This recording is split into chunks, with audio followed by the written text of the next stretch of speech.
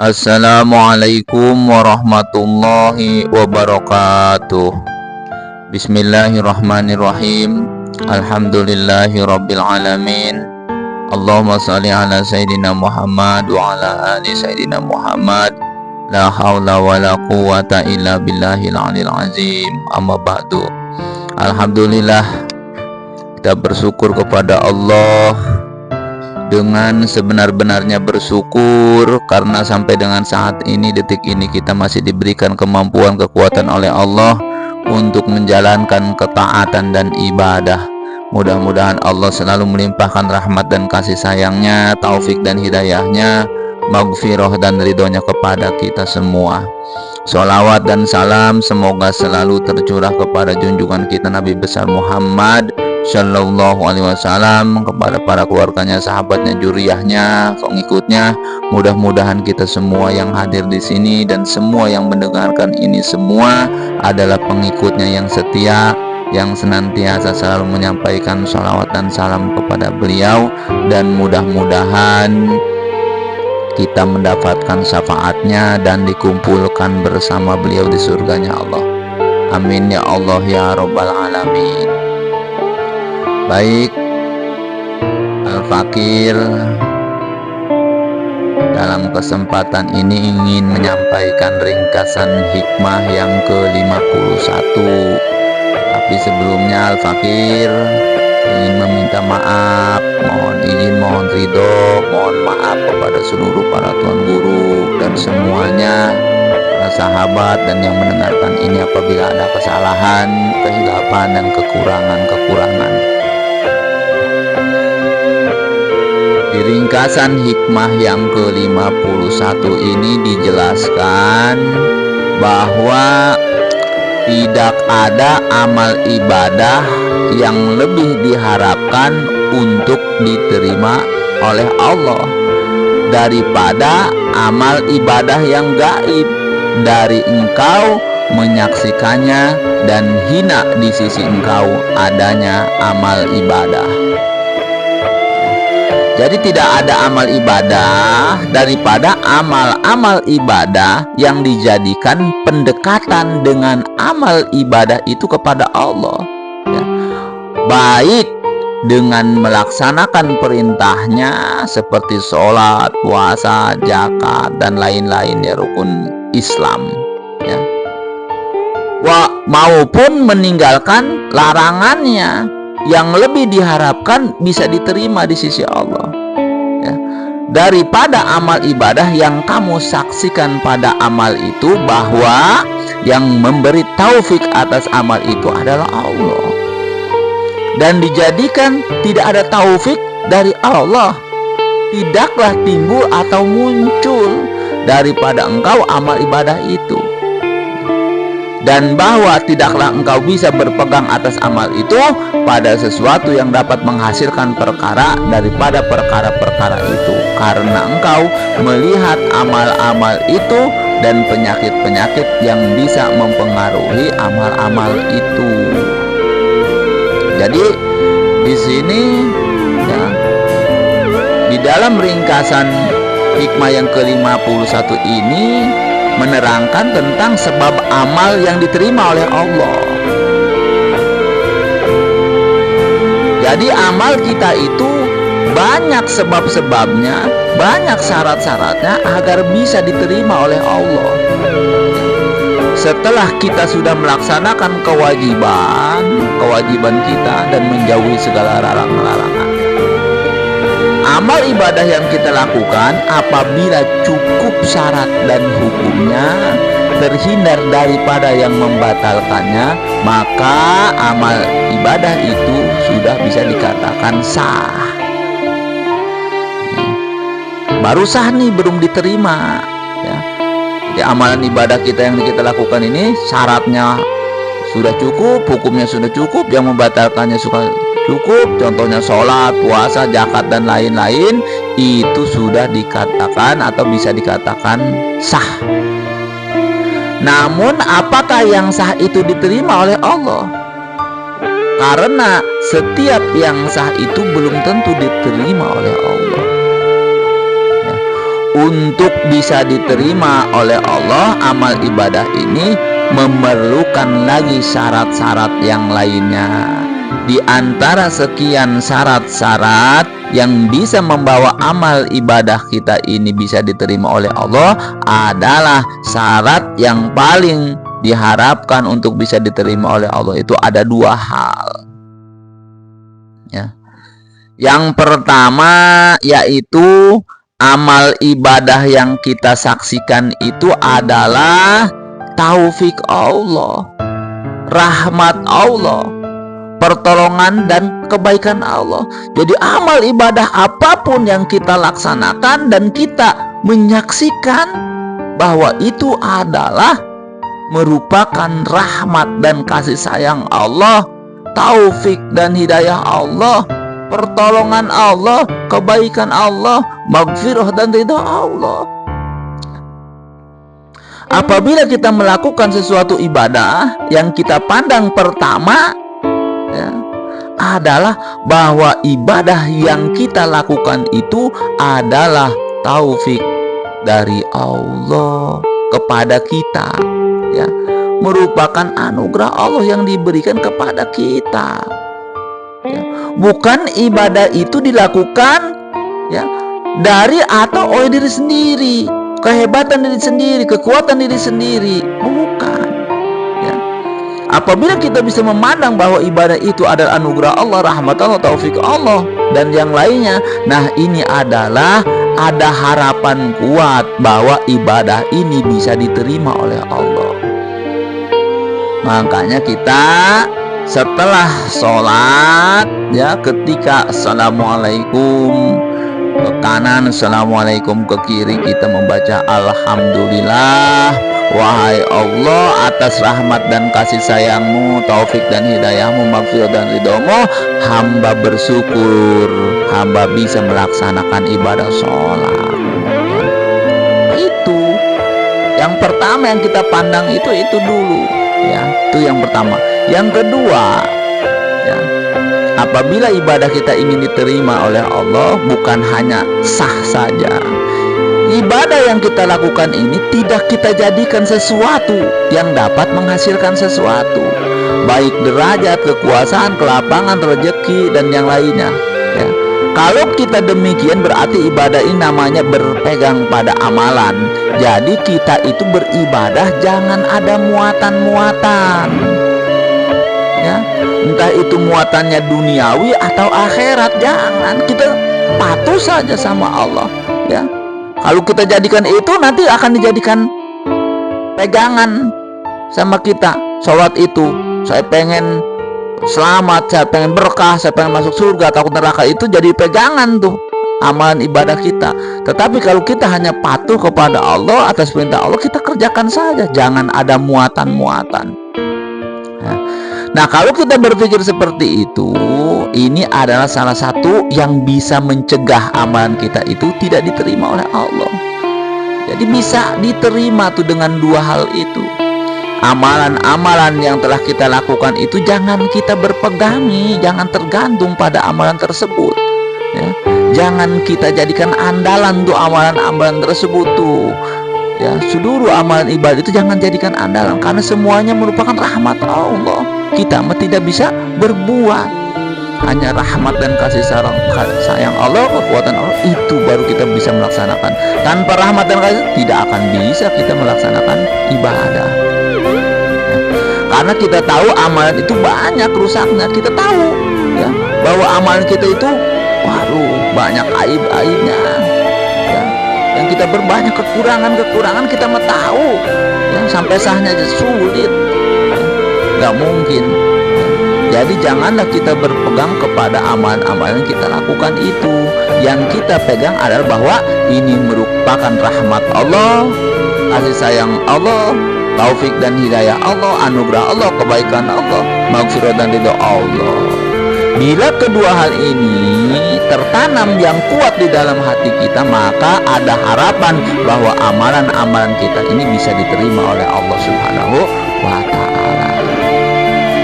Yang kita harapkan ada rahmat Allah, anugerah, taufik, kebaikan-kebaikan Allah Ya, Allah berfirman yang artinya, andai kata tidak ada anugerah Allah atas kamu, tidak ada rahmat Allah atas kamu, tidaklah bersih atas kamu satupun. Ya, jadi kita tidak akan bisa sholat, kita tidak akan bisa ngaji, tidak bisa puasa, zakat, dan kita tidak bisa melaksanakan ibadah lainnya.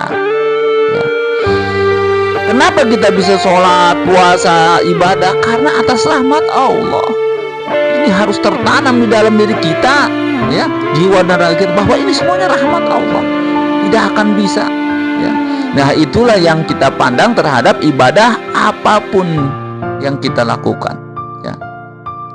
Nah, ibadah yang kita perbuat itu jangan kita besar-besarkan, apalagi dijadikan andalan atau pegangan, karena kita yakin ya, ibadah kita banyak rusaknya, banyak aibnya, banyak kekurangannya. Dan ibadah itu apabila kita hinakan, kita kecilkan, maka ibadah itu akan menjadi besar di sisi Allah. Dan apabila ibadah yang kita besarkan, yang kita andal, maka akan menjadi kecil di sisi Allah, bahkan tidak ada sama sekali, tidak ada pahalanya, hilang aja semuanya. Ya. Jadi yang kita andalkan, yang kita pegang adalah bukan ibadahnya, tetapi karena ini merupakan rahmat Allah, kebaikan Allah, ini merupakan anugerah dari Allah. Ya. Yang membuat kita sukses, berkah, beruntung adalah karena rahmat Allahnya. Ya, Rasulullah bersabda yang artinya, tidak ada dari kamu seorang pun, kata Rasul, yang diselamatkan oleh amal ibadahnya, nggak ada. Ya, ini kata Rasul.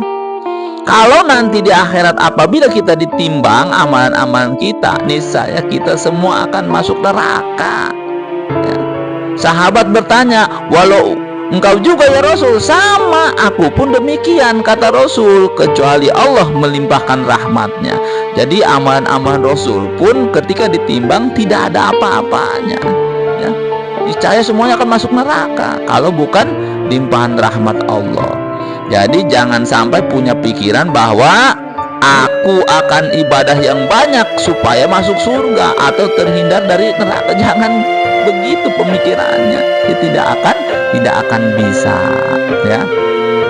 Jangan bergantung kepada amal, jangan mengandalkan ibadah-ibadah kita. Yang kita andalkan adalah rahmat dan anugerah Allah, kebaikan Allah. Ya. Tetapi jangan pula kita berpikiran, wah ngapain sholat, ngapain puasa, zakat, ya, kalau tidak bisa diandalkan untuk masuk surga, ngapain melakukan kebaikan-kebaikan atau ibadah-ibadah kalau sudah ditentukan, ya, surga atau neraka. Ya. Nah, jangan punya pemikiran itu, karena sholat itu adalah kewajiban kita, tugas kita. Merupakan kepatuhan kita kepada Allah, hamba kepada tuannya, kepada majikannya. Ya. Tapi ibadah-ibadah yang kita lakukan jangan dibesar-besarkan, jangan diandalkan. Ya. Ini adalah, ya, pengalihan pemikiran, penyesatan iblis. Jangan punya pemikiran seperti itu. Ngapain kita ibadah, ngapain kita sholat, ya, karena ujung-ujungnya udah ada neraka dan surga, ngapain kita beramal. Jangan punya, ini penyesatan iblis, pengalihan pemikiran. Ya, kita ibadah itu karena rahmat Allah. Jangan, ya. Mengenai perkara kita itu masuk surga ataupun selamat dari neraka, itu merupakan rahmat dari Allah. Jangan mengandalkan ibadah-ibadah kita, ya.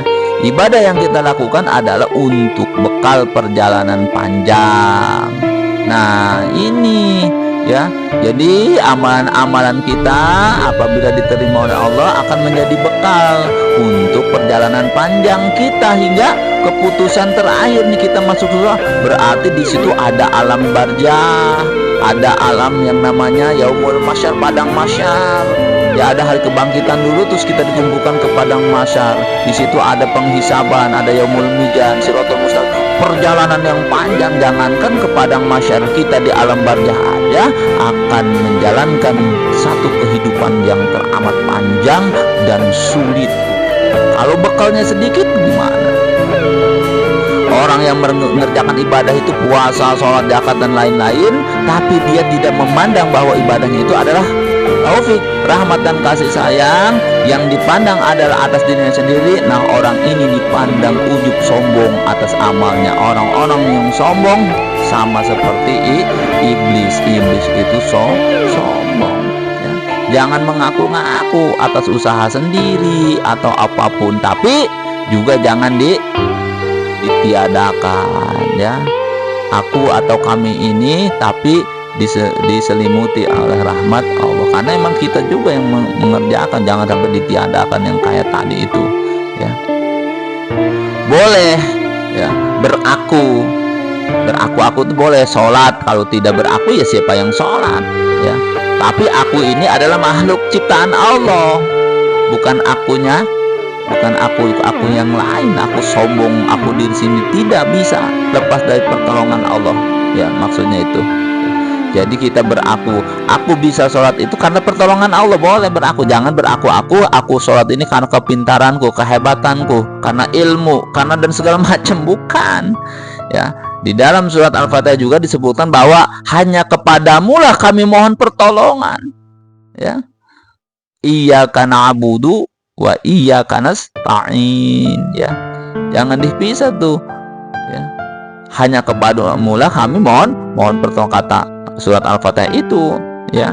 Jadi tidak ada ujub, itu adalah membinasakan baik amalnya maupun dirinya sendiri, ujub, ya.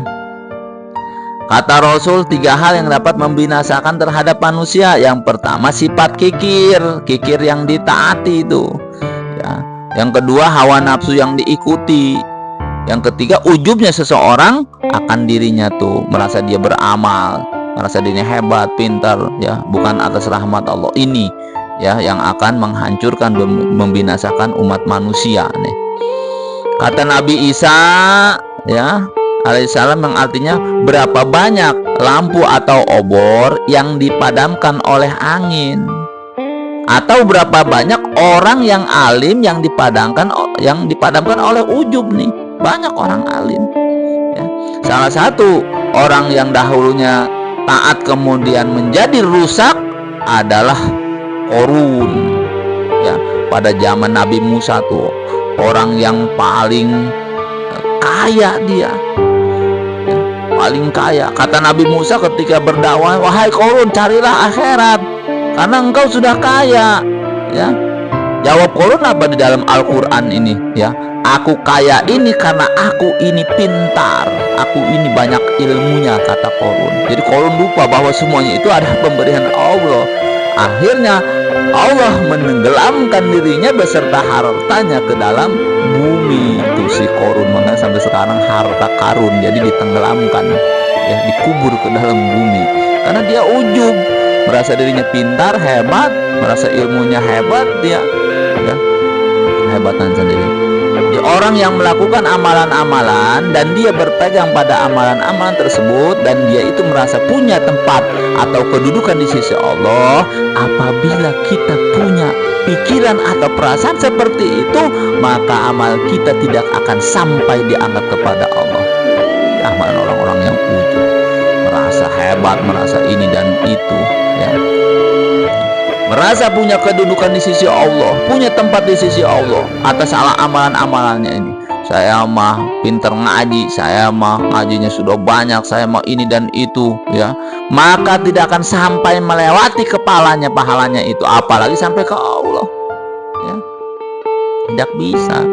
Ada kisah di dalam kitab Ihya Ulumuddin karya Imam Al-Ghazali, ada seorang yang melaksanakan ibadah puluhan tahun, kurang lebih 60 tahunan.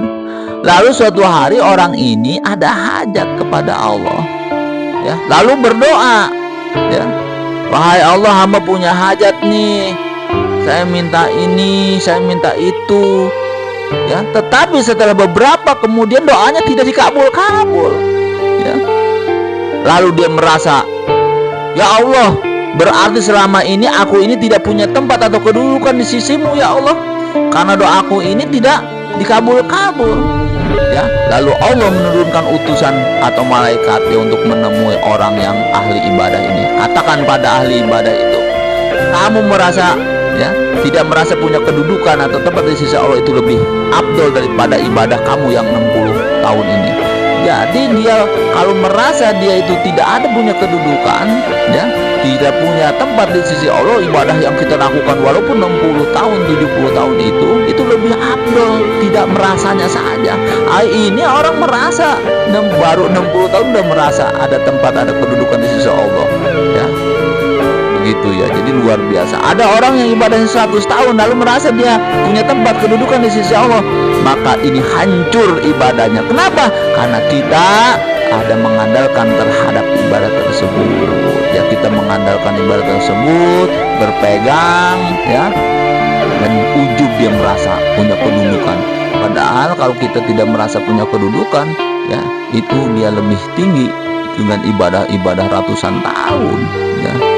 Jadi kesimpulannya adalah pandanglah setiap ibadah yang kita lakukan ini adalah atas rahmat dan kasih sayang Allah, taufik dan hidayah Allah, maghfirah dan ridha Allah, anugerah Allah, kebaikan Allah saja. Apapun itu kita bersyukur. Alhamdulillah ya Allah, terima kasih atas rahmat dan kasih sayangmu, terima kasih atas anugerah kebaikanmu, terima kasih taufik dan hidayahmu. Itu yang paling pertama yang kita pandang. Yang kedua, jangan membesar-besarkan ibadah yang kita lakukan. Jangan mengandalkan ibadah kita, tetapi sebaiknya bahwa ibadah yang kita lakukan ini banyak cacatnya, banyak aibnya, banyak kekurangannya. Nah, dua ini yang akan menyampaikan bahwa ibadah kita ini diterima oleh Allah. Ada harapan besar ibadah kita diterima oleh Allah.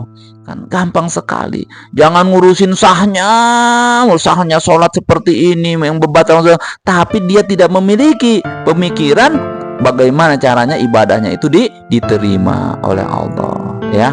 Itu yang disampaikan di dalam ringkasan hikmah yang ke-51 itu, ya. Jadi luar biasa bagaimana caranya amalan ibadah kita itu diterima oleh Allah Subhanahu wa taala.